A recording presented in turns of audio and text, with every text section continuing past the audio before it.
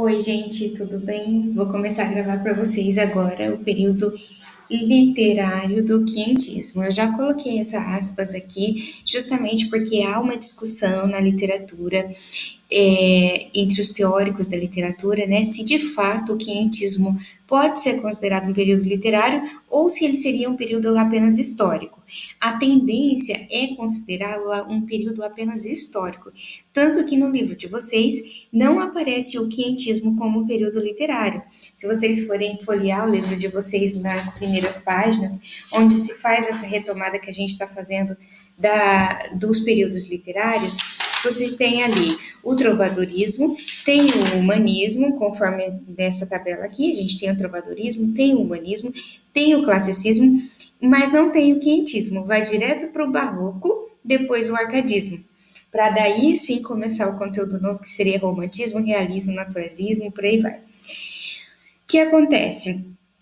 O quinhentismo não é considerado período literário, especialmente pelo livro de vocês, porque a maioria da, a gente vai ver, conforme for passando os vídeos aqui, os textos dessa época, desse momento, eles tinham caráter mais informativo e não informativo mesmo de registro histórico e não literário. Não, para alguns teóricos dizem que para que um texto seja considerado literatura, ele precisa ter algo que não seja que não seja totalmente real, tem que ter alguma coisa ali no nível tem que ter um trabalho artístico com a linguagem, né? E não é o que acontece com os textos do quinhentismo. Nos textos do quinhentismo, de fato, são textos descritivos em que se faz relatos históricos do que estava acontecendo na época.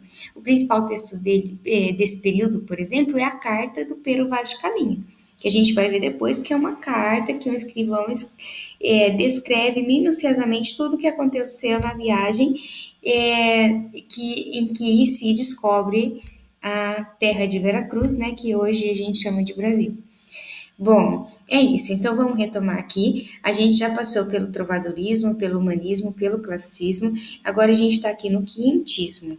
Eu achei importante trazer esse período literário para vocês, porque a gente deixa nesse momento a literatura portuguesa. Antes só tinha literatura portuguesa, né? A gente estava trabalhando, quando se fala de trovadorismo, de humanismo, classicismo, não tem Brasil aí. A gente está falando de Europa, de Portugal, né? Literatura portuguesa. Agora, quando se começa a literatura brasileira? Aqui, nesse momento do quinhentismo, que é a chegada dos portugueses ao Brasil, e aí começam-se os primeiros textos que a gente tem acesso até porque os índios que estavam aqui na época não tinham um sistema de escrita ainda desenvolvido. Então, se havia literatura, essa literatura era feita de forma oral e se perdeu ao longo da história.